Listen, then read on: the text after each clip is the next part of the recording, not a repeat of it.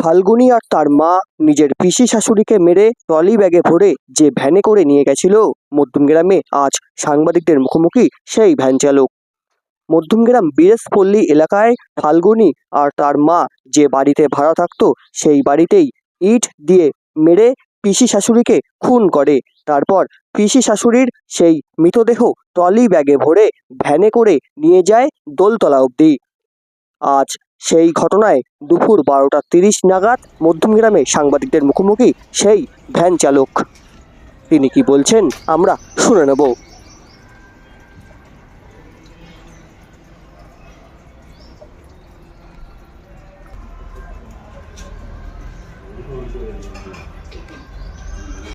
এখানে ভ্যান নিয়ে এক ভদ্রলোক আসলে দিয়েছে, এসে আমাকে বললো তোমাকে ডাকছে ভ্যান নিয়ে যেতে হবে। আমি গেলাম, গিয়ে দেখি দুজন ভদ্রলোক দাঁড়িয়ে আছে চুড়িয়ার পরে, ওরা দাঁড়িয়ে আছে। মানে চলেন, বলছে না বাড়িতে ট্রলি ব্যাগ আছে, আনতে তো ট্রলি ব্যাগটা বাইরে নিয়ে আসলে তুলতে পারছে না, দুজনে অনেকটা হেল্প করবেন। তো কিছুর চাকা আছে, চাকা ধরে পা ভারী ছিল, একটা ভারী ছিল, একটু ভারী হয়ে গাড়ি।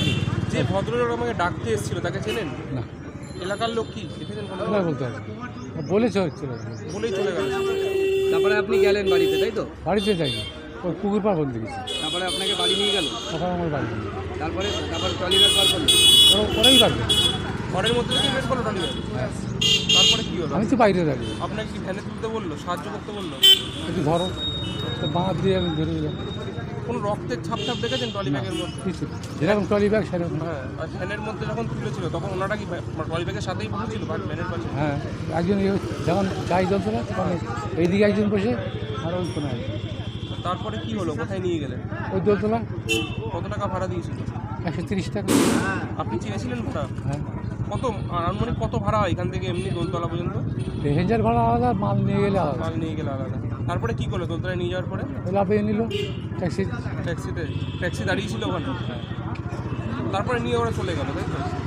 বাড়িতে যখন বেরোচ্ছিল ওর মধ্যে তাড়াহুড়ো দেখেছিলেন? যে না, তাড়াহুড়ো নেই, মানে ঠান্ডা মাথায় একদম করছিল।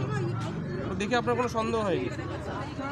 কোনো রকম দুর্গন্ধ বেরোচ্ছিল না, কিছুই বেরোয়নি, কোনো দাগ নেই, কিছু নেই। তারপরে ওনাকে তো তারপর ছেড়ে দিলেন, তারপরে থানায় কখন ডাকলো আপনাকে? ওই 2টার সময় ওই ভাষা দিয়ে যখন কি জিজ্ঞেস করা হলো আপনাকে? যা জিজ্ঞেস করলে এইগুলি একই কথা। তারপর আপনাকে ছাড়লো কখন? রাত 2টা। এই যে ঘটনার পরে কি আপনি কি কিছুটা আতঙ্কিত হয়েছে? না, সেরকম দেখা তো কিছু হয় আর কি কোনো ধরুন ভারী ব্যাগ নিয়ে কেউ আসলে, প্যাসেঞ্জার আসলে আপনি কি নেবেন?